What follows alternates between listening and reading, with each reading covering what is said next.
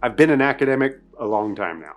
But one of the things that I figured out pretty quickly was a really good academic conference was one in which maybe 10% of the sessions were at all interesting to me.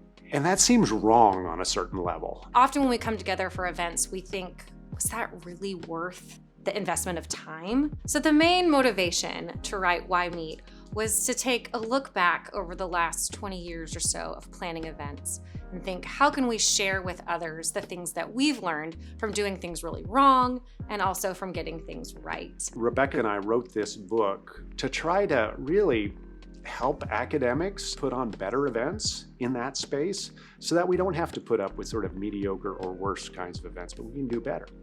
When you don't think about the purpose of an event before you start planning, you don't actually know when you're done. So you don't know how many days do you need, for example, or how many different sessions do you need, or what kind of budget do you need?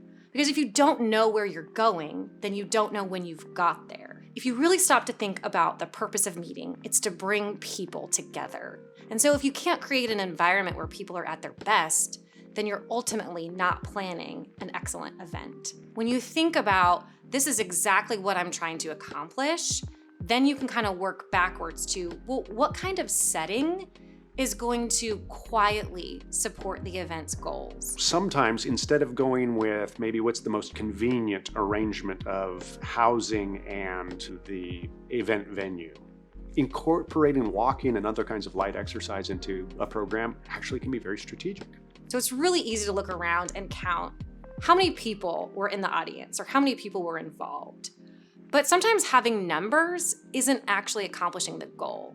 If you were trying to walk out with something created or something developed, something agreed upon, then success is, did you develop it? Did you agree upon it? Not, did 27 people come and give their input? And so our success then is directly tied to what we were trying to do. So it's really helpful to get really laser clear about the purpose of your event so that you can design every single element of the event around that.